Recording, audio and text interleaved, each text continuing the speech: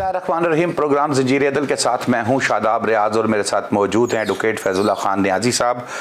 नाज़रीन, आज election commission की तारीख, इलेक्शन कमीशन ने जो है वो इलेक्शन 2024 की तारीख का ऐलान कर दिया है। 8 फरवरी की तारीख दी गई है। इसके अलावा आज के शो में हम बात करेंगे फैज़ाबाद धरना केस पर। बड़ा अहम केस है, बड़ी अहम डेवलपमेंट्स हो रही हैं इसके अंदर। कई दरख्वास्त गुजारों ने दरख्वास्तें वापस ले ली हैं, इसके बावजूद केस की समाअत जो है वो जारी है। लेकिन सबसे पहले हम स्टार्ट करते हैं सुप्रीम कोर्ट ऑफ पाकिस्तान के 3 रुकनी बेंच ने, जिसकी सरबराही chief justice of Pakistan justice Qazi Faez Isa साहब कर रहे थे, जस्टिस अमीनुद्दीन खान साहब और जस्टिस अतर मिनल्ला इस बेंच का हिस्सा हैं। फाजिल कोर्ट ने कल इसकी प्रोसीडिंग की और हुक्म दिया कि इलेक्शन की तारीख का ऐलान क्यों नहीं किया जा रहा, ये इख्तियार है और इसको तारीख का ऐलान किया जाए। जिसके फौरी बाद इलेक्शन कमीशन की जानिब से जवाब जमा करवाया गया, जिसमें 11 फरवरी की तारीख दी गई। लेकिन फाजिल अदालत ने कहा कि जो तारीख में मुशावरत करनी है वो सदर मुमलिकत से करनी है और आपने सदर मुमलिकत से मुशावरत नहीं की, इसलिए कल तक समाअत मुलतवी, यानी कि आज तक समाअत मुलतवी की जाती है और आप जाकर सदर मुमलिकत से मुशावरत करें और हतमी तारीख का ऐलान करें। जिसके बाद इलेक्शन कमीशन की मुलाकात हुई, चीफ इलेक्शन कमिश्नर की मुलाकात हुई सदर मुमलिकत आरिफ अलवी साहब से और हतमी तारीख 8 फरवरी की दी गई कि इसमें इलेक्शन जो है वो करवा दिए जाएंगे इस तारीख को। और आज प्रोसीडिंग के दौरान जब सुप्रीम कोर्ट ने इसको केस को सुना तो उन्होंने कहा कि अगर तमाम लोग इस तारीख पर खुश हैं तो सुप्रीम कोर्ट को कोई एतराज़ नहीं है, क्योंकि फिर सुप्रीम कोर्ट इस मामले में सिर्फ फैसिलिटेटर का किरदार अदा कर रही थी, इख्तियार नहीं था। जी फैज साहब, सबसे पहले तो ये बताएं, आपको भी मुबारक हो। हम भी कहते थे कि जी इलेक्शन तो होते नज़र नहीं आ रहे, अब तो इलेक्शन होते बिल्कुल सर पे नज़र आ रहे हैं। जी मुबारक को आखिरकार जो 90 दिन का वक्त था वो पूरा हो ही गया और इलेक्शन की डेट आ गई है। और मुझे लगता है कि सुप्रीम कोर्ट का इसमें बड़ा एक अच्छा किरदार था इस तारीख को निकलवाने में सदर साहब और इलेक्शन कमीशन से। लेकिन अभी भी बहुत ज़्यादा सवालात हैं शादाब भाई जो इस सारे मामले के अंदर बाकी हैं और जिन सवालों के मुझे लगता है कि अब जवाब नहीं मिलेंगे और शायद वो इसीलिए उन सवालों में नहीं जाया गया, क्योंकि अगर वो सवाल खोल दिए जाएं तो बहुत ज़्यादा से सियासी तनाज़े और जो आइनी तनाज़े हैं वो खड़े हो जाएंगे और ये सारा निज़ाम जो है वो फिर ख़राब होता चलेगा। देखें, बात ये है, पहला सवाल तो ये कि 90 दिन के बाद जब इलेक्शन होंगे तो इलेक्शन जो हैं वो आइनी मुद्दत के बाद हो रही हैं।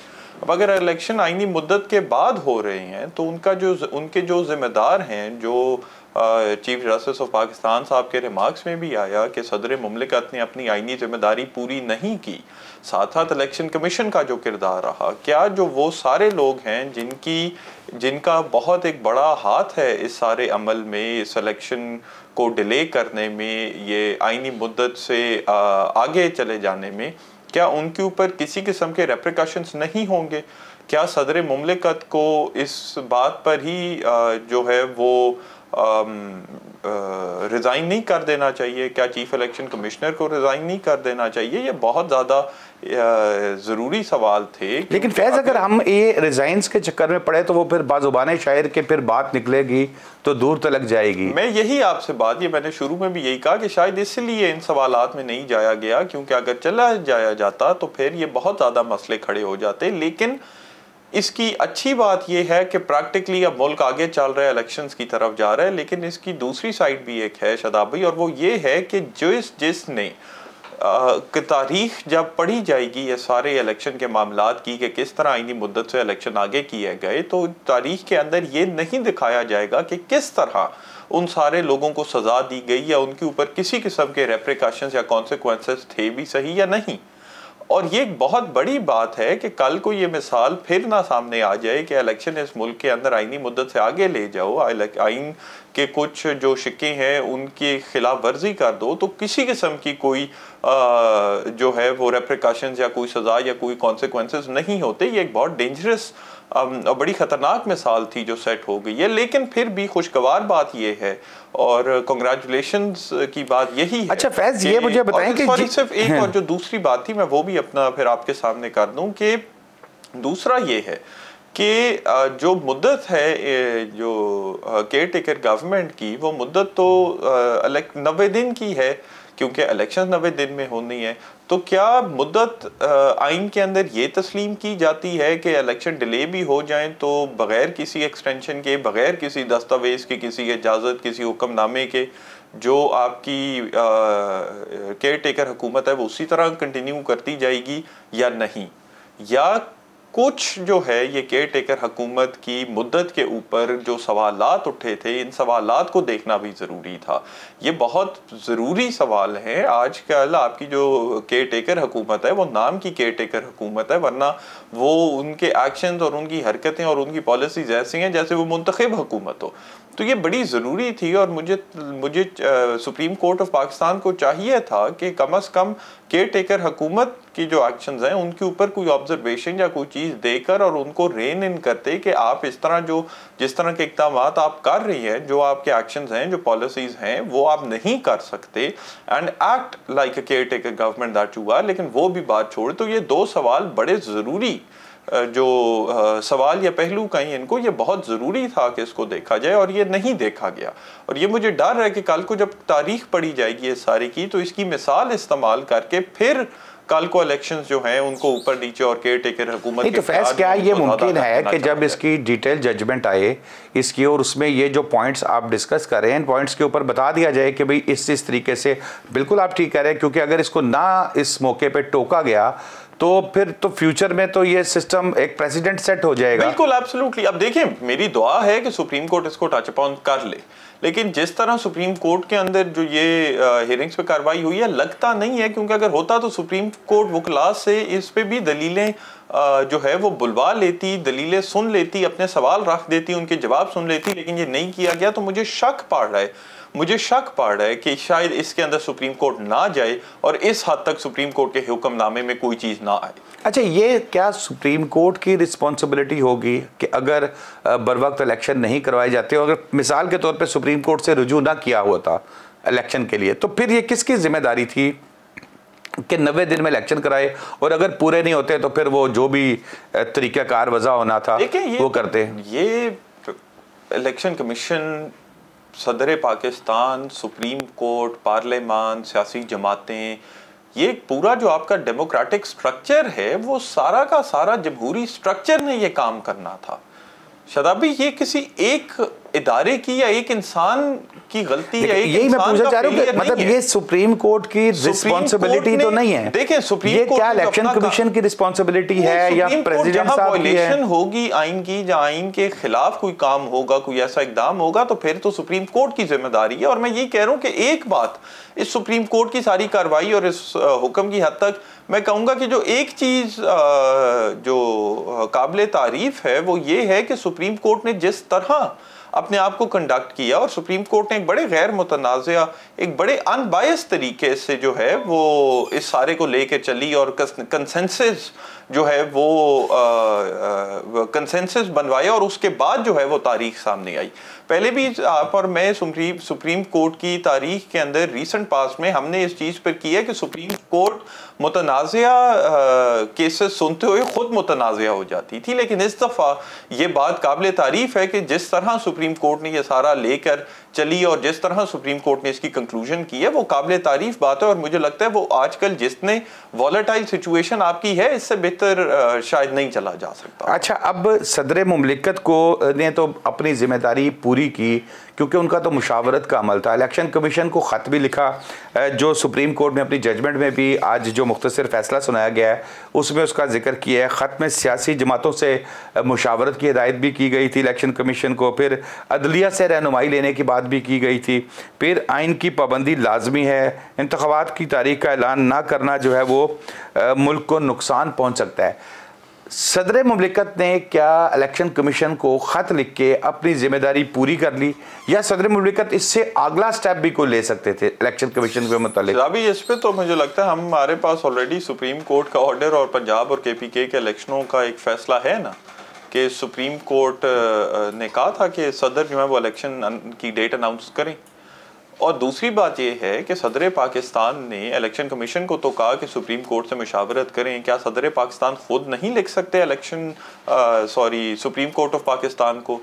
बेसिकली, और ये बड़ी मैं बाअदब और बाएहतराम तरीके से ये बात करूँगा, लेकिन इसके अंदर जो गम और रंज है वो आई होप वाज़े हो जाए कि सदर साहब ने इलेक्शन कमीशन को तो सारी हिदायत दे दी, लेकिन जब खुद काम करने की बारी थी तो सदर साहब बैकआउट कर गए। और सदर साहब ने जो ये अपनी एक आईनी जिम्मेदारी थी, जो इस अपने कुर्सी का तकद्दस था, वो पूरी तरीके से जो है वो पामाल किया, उसको पूरी तरीके से खराब किया। अच्छा, इसमें सदर साहब के ऊपर जिम्मेदारी ये नहीं थी कि वो रिक्वेस्ट करते फिरें इलेक्शन कमीशन को कि जी आप प्लीज ये कर लें और आप प्लीज ये कर लें। आप सदर पाकिस्तान हैं, इस मुल्क के चीफ एग्जीक्यूटिव हैं, आपके पास आईनी इख्तियार था।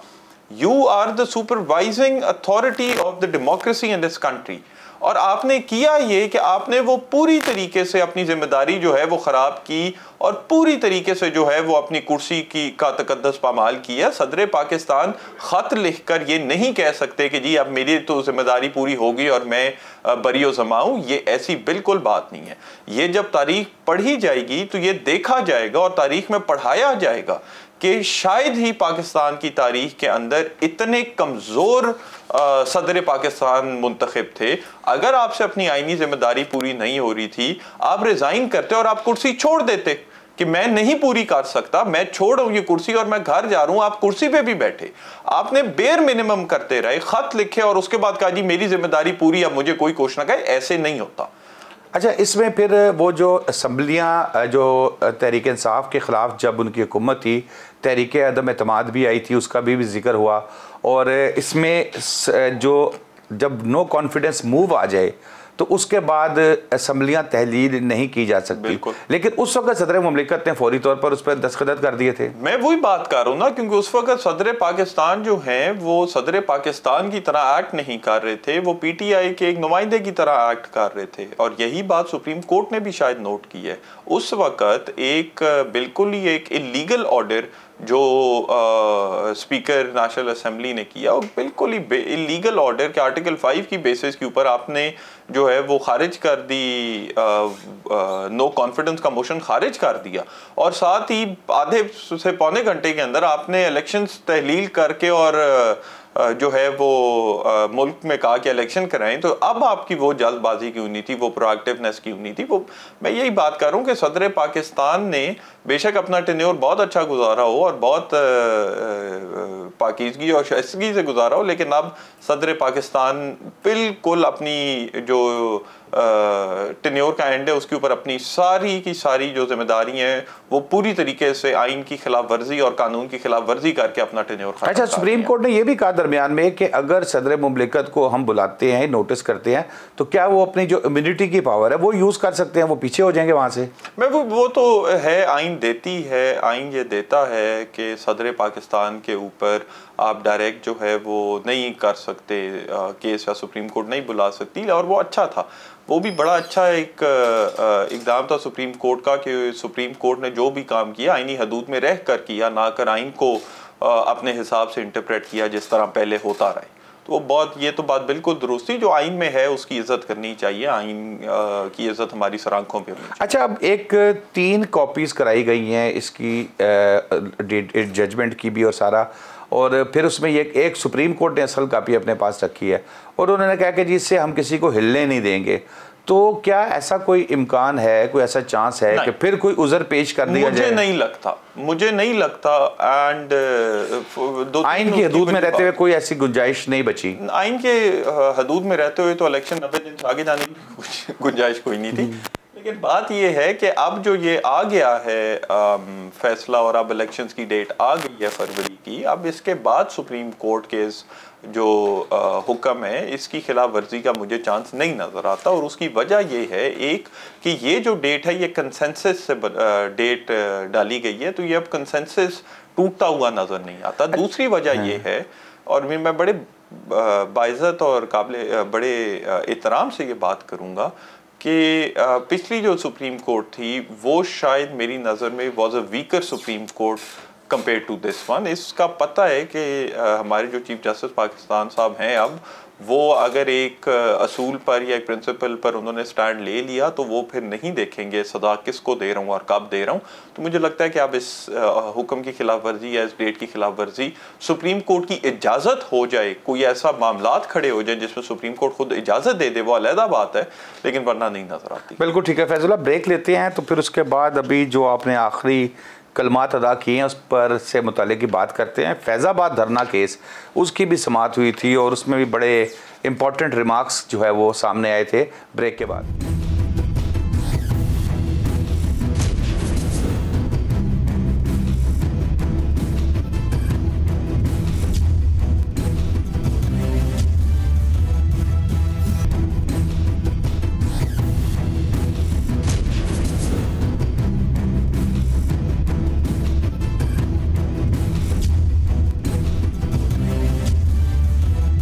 वेलकम बैक नाजरीन। जी फैजुल्ला, धरना फैज़ाबाद धरना केस ये पहले भी बड़ा पॉपुलर हुआ, ये अब भी बहुत पॉपुलर हुआ और इस पर समाअत हुई और अबसार आलम साहब जो कि उस वक़्त के चेयरमैन पैमरा थे, उनके मुतालिक भी चीज़ें सामने आई जो उनकी तरफ से खतूत लिखे गए थे, उस पर फिर खतूत का जिक्र यहाँ भी आ रहा है। इम्पॉर्टेंट चीज़ इसमें यह है कि फैजुल्ला साहब कि बहुत से जो लोग हैं पिटिशनर्स जो थे उन्होंने अपने पिटिशंस वापस ले लिए। अब सुप्रीम कोर्ट ये कहती है कि हम चाहते हैं कि उस धरने के मास्टरमाइंड तक पहुंचे। नहीं, बिल्कुल। और इंटरेस्टिंग बात यह है कि जो फैक्ट फाइंडिंग कमीशन था जो हुकूमत ने बनाया, उसको रद्द करते हुए सुप्रीम कोर्ट ने कहा कि आप इंक्वायरी कमीशन बनाएं जिसके TORs हमारे सामने रखें और आप हमें बताएं कि जो इंक्वायरी कमीशन है वो मास्टरमाइंड इस धरने के जो हैं उस तक किस तरह पहुंचेंगे और कब पहुंचेंगे और उसके TORs क्या होंगे। और फिर वो जो कनाडा वाली शख्सियत है उसके ऊपर भी सुप्रीम कोर्ट ने बड़ी बरहमी का इजहार किया और कहा कि ऐसे नहीं हो सकता कि कोई कनाडा से जो कोई कनाडा के अंदर कोई जुर्म करके और पाकिस्तान आ जाए और उसका कुछ ना हो, लेकिन वो पाकिस्तान में जुर्म करके कनाडा चले गए और उनका कुछ हुकूमत नहीं कर पा रही या नहीं करना चाह रही। तो बात यह है कि फैज़ाबाद धरना केस एक बड़ा, आपने बिल्कुल ठीक कहा, बड़ा मशहूर केस और बड़ा एक कनाडा वाले साहब की तो रोजी रोटी बंद हो गई है जनाब। वो आते थे यहाँ, वो 10 दिन गुजारते थे, सामान इकट्ठा करते थे और फिर चले जाते थे। मैं यही बात कर रहा हूँ कि सुप्रीम कोर्ट ने जो अब स्टैंड लिया है इसके ऊपर, वो मुझे नहीं लगता सुप्रीम कोर्ट उससे पीछे हटेगी और सुप्रीम कोर्ट उसको पूरे अपने इंजाम तक पहुंचाएगी। और अब जो हुकूमत ने भी अब फैक्ट फाइंडिंग कमेटी थी उसको ख़त्म करके इंक्वायरी कमीशन बनाने का हुक्म दे दिया सुप्रीम कोर्ट ने, जिसकी TOR सुप्रीम कोर्ट ने कहा आप हमारे सामने रखें और तहकीक करें उसकी। तो अब इंटरेस्टिंग है कि वो फैक्ट जो इंक्वायरी कमीशन है उसमें हुकूमत किसको जो है वो मुंतखब करती है, किसको अपॉइंट करती है और वो उसके TORs क्या होते हैं, ये अभी वक्त आने पे हमें पता चल जाएगा। लेकिन ये मुझे नहीं लग रहा कि सुप्रीम कोर्ट इस केस से किसी भी तरह बैक ऑफ करेगी। लोग जितनी भी विड्रॉल की एप्लीकेशंस देते रहें, वो मुझे बिल्कुल नहीं महसूस होता कि सुप्रीम कोर्ट जो है वो इस तरह टेक्निकलिटीज़ की बेसिस पे ये केस रैप अप करके और मेरिट्स जो हैं या जो इन्वेस्टिगेशन सुप्रीम कोर्ट चाह रही है वो बगैर करवाए इसको ख़त्म करते हैं। अच्छा, फैज़ाबाद धरना केस में जो पिटिशनर्स कहते हैं कि जी हम अपनी पिटिशंस रिव्यूज़ वापस लेते हैं, रिव्यू की जो एप्लीकेशंस हैं। अच्छा, जो मुझे थोड़ी सी समझ है वो ये है कि अगर किसी दरख्वास्त, किसी फ़ैसले के ख़िलाफ़ आपकी नज़रसानी की जो एप्लीकेशन है वो आप वापस ले लेते हैं, तो फिर इसका मतलब ये होता है कि आपको वो फैसला मनोअन कबूल है। बिल्कुल। ओके, अब उस फैसले पर फिर अमल दरामद जो है जी वो भी तो होना चाहिए। बिल्कुल। उसका क्या तरीका? मैं वो बात कर रहा ना, ये तो जो लोग कह रहे हैं कि हम वापस लेते हैं वो तो फंस रही हैं। वो इतना आसान तो नहीं है कि आप वापस ले लें तो उसके बाद जो फैज़ाबाद धरने वाली जजमेंट है वो बड़ी खतरनाक जजमेंट है और उस जजमेंट के ऊपर अमल होना शुरू हुआ और उस जजमेंट की एग्जीक्यूशन शुरू हुई तो वो बहुत ज़्यादा लोगों के लिए बहुत ज़्यादा मसले क्रिएट कर देगी। कनाडा वाले जो हमारे कैनेडियन हमारे जो बड़े भाई हैं उनके लिए भी, यहाँ की एक सियासी जमात के लिए भी, कुछ ऐसे हुकूमती इदारे हैं उनके लिए भी, तो ये जो है वो अब रिव्यू पिटिशंस अपनी वापस लेते हैं तब भी फंसते हैं, वापस नहीं लेते तब भी फंसते हैं। तो अब मुझे लगता है इन्होंने फैसला सिर्फ ये करना है कि हमने किस तरफ फंसना जो है वो हमारे लिए ये देखेंगे कि कहाँ पर जरा हल्का फंसा जाता है, ठीक है ना, क्योंकि अब वो कहते हैं ना वो वो जालिमो काजी आ गया है, तो अब काजी साहब तो अब चीफ जस्टिस ऑफ पाकिस्तान आ गए हैं और उन्हीं की जजमेंट थी, उसी के ऊपर रिव्यू दायर किया था। अब वहीं से लोग भागने की कोशिश कर रहे हैं और वो भागने नहीं दे रहे। और कहा यह भी जाता है कि उस जजमेंट के बाद काजी साहब के साथ जो हुआ, वो भी जो काजी साहब के साथ हुआ वो भी उसी जजमेंट के बाद है। तो अब काजी साहब के अंदर मुझे लगता है कि शायद थोड़ा सा गुस्सा भी हो जो उन्होंने अपना पूरा उतारना हो। अच्छा, मैं वैसे बताऊं, मुझे स्टार्ट में थोड़ा सा था कि शायद काजी साहब जब चीफ जस्टिस ऑफ पाकिस्तान बनेंगे तो शायद उनको वो गुस्सा हो और वो निकाले, लेकिन अब तक तो जितने भी इंपॉर्टेंट केसेस उनमें सुने हैं मैंने, वो सिर्फ कानून की बात कर रहे हैं। और भाई कई ऐसे लोग थे जो समझते थे कि काजी साहब तो उनकी बड़ी फेवर में होंगे और बड़ा सहूलतें मिलेंगी, वो भी कोई ऐसा नजर नहीं आया। फिर उसके काजी साहब देखें, काजी साहब ने अभी भी काजी साहब ने जो ये फैजाबाद धरने केस के अंदर ये जो कार्रवाई सारी हो रही है उसमें भी कोई गैर कानूनी बात तो नहीं की, कोई गैर कानूनी बात तो नहीं की। मेरा गुस्से से मुराद ये नहीं था कि अल्लाह माफ करे वो कानून या आइन के दायरे से बाहर चले जाएंगे। मैं सिर्फ ये कहता कि जहाँ पे वो पहले लीनियंसी शो कर सकते थे, अब वो लीनियंसी नहीं शो करेंगे और वो पूरी तरीके से मेरिट पे चलेंगे। तो वो काफ़ी ये मुझे लगता है केस जो है ये बड़ा इंटरेस्टिंग, इसकी आगे प्रोसीडिंग्स होनी है। स्पेशली अभी ये मुझे बहुत इंट्रीग है इस बात की कि हुकूमत जो इंक्वायरी कमीशन बनाएगी उस इंक्वायरी कमीशन के अंदर किसको नॉमिनेट करेगी, किसको नामजद करेगी और इसकी ड्यू आस्क क्या होंगे, ये चीज़ शराबी देखना बहुत मैटर करेगी। इंक्वायरी कमीशन की तश्कील क्या है वो आपको बड़े वाज़े तरीके से बता देगी कि शायद आगे क्या होने जा रहा है। अच्छा, इंक्वायरी कमीशन जो है वो हुकूमत बनाएगी, उस पर सुप्रीम कोर्ट से हिदायत लेगी या उनकी अपनी मर्जी का होगा? बेसिकली तो हुकूमत ने इंक्वायरी कमीशन की तश्कील और जो इंक्वायरी कमीशन की वो है TORs हैं वो सुप्रीम कोर्ट के सामने पेश करने होंगे कि हम ये कर रहे हैं जनाब और हम ये आगे करने जा रही हैं। तो उसके बाद सुप्रीम कोर्ट अगर समझती है कि उसके अंदर कोई गैर आईनी बात है या गैर कानूनी बात है तो उसको ठीक करवा सकती है। उससे आगे मुझे लगता है सुप्रीम कोर्ट के पास इख्तियार नहीं होगा कि वो डिक्टेट कर दे कि नहीं जी इन लोगों को डालें और इन लोगों को ना डालें। अच्छा, अगर फॉर एग्जांपल जो ये कमेटी बनती है, TORs वगैरह भी आ जाते हैं और आप जाते हैं और जाके उस कमेटी की तश्कील को चैलेंज कर देते हैं सुप्रीम कोर्ट, भी नहीं करना, मतलब आम आदमी की बात कर रहा हूँ, मेरी तरफ से कर दे चैलेंज। देखिए, अगर अदालत के हुक्म पे एक चीज बन रही है तो उसको आप चैलेंज किस ग्राउंड पे करेंगे, समझे ना। सुप्रीम कोर्ट ने कहा ये बनाए, हुकूमत बना देती है तो आप किस बात पे चैलेंज करेंगे और किधर चैलेंज करेंगे?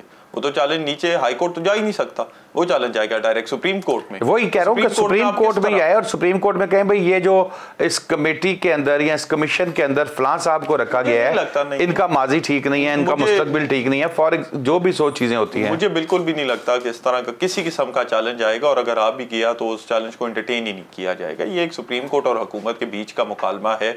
सुप्रीम कोर्ट ने अपने हुक्म की जो एग्जीक्यूशन है, जो रिव्यू पिटिशंस हैं और ये फैजाबाद धरना केस की जजमेंट के गिर्द ये सारी चीज़ें चलनी है। इसके अंदर हुकूमत का कोई वो नहीं है कि या किसी और बंदे का कोई नहीं है कि वो आके कहे कि जनाब ये बात इस बंदे को ना डाला जाए या इसको ना डाला जाए। अगर सुप्रीम कोर्ट को लगा कि आइन या कानून की खिलाफ वर्जी है या सुप्रीम कोर्ट के अपने हुक्म की खिलाफ वर्जी है तो सुप्रीम कोर्ट वो चीज़ खुद से ठीक कर सकती है। मुझे नहीं लगता इस तरह का कोई चैलेंज आएगा और आएगा भी सही तो वो एंटरटेन नहीं होगा। अच्छा फैज, अगर ये वही बात, हम पहले वाला सवाल दोबारा करूंगा, मान लिया कि तमाम लोगों की पिटिशन रिव्यूज़ जो है, रिव्यू पिटिशंस वापस कर दी जाती हैं, उसके बाद कितना अरसा चाहिए? क्योंकि अभी तो उज़र होगा कि भाई हमने इस ऑर्डर पे इम्प्लीमेंट इसलिए नहीं करवाया क्योंकि हम रिव्यू में गए हुए थे। अब जब वो रिव्यू से निकल जाते हैं तो उसके बाद कितना अरसा होगा, कितना टाइम होगा उनके आपने पास? बेसिकली अगर रिव्यू सारा खत्म हो जाता है और जो फैजाबाद धरने की या रिव्यूज वापस ले लिए जाते हैं या रिव्यूज डिसमिस हो जाती हैं, तो दोनों सूरत में जो पहली जजमेंट थी फैजाबाद धरने केस की वो जजमेंट तो अपहोल्ड हो गई होगी और वो जजमेंट फिर जो है वो एग्जीक्यूट होगी। तो फिर एग्जीक्यूशन तो उसकी इमीडिएटली होनी है, उसके अंदर कोई डिले या ताखीर तो किसी किस्म की नहीं आ सकती, ना ही उसके अंदर हाँ एक रीजनेबल ये तो नहीं कि घंटे बाद उसका सारी काम खत्म होना है। जो रीजनेबल टाइम है स्टेट मशीनरी अंदर सारी मूव करने के लिए उस जजमेंट को इम्प्लीमेंट करवाने के लिए, उसके अलावा मुझे नहीं लगता कि वो किसी किस्म का डिले उसमें आ सकेगा, वो इमीडिएट ही होगा। और अगर बहुत ज़्यादा डिले आता है तो फिर कंटेम्प्ट की प्रोसीडिंग्स का भी ऑप्शन सुप्रीम कोर्ट के पास खुली है। बिल्कुल, बहुत शुक्रिया फैजुल्लाह खान नियाज़ी साहब आपका, दोनों टॉपिक्स पे आपने हमारी रहनुमाई की। नाज़रीन, इस जुमे के लिए इतना ही, आइंदा जुमे नए टॉपिक्स के साथ फिर हाजिर होंगे। शादाब रियाज को इजाज़त दीजिए, अल्लाह हाफ़िज़।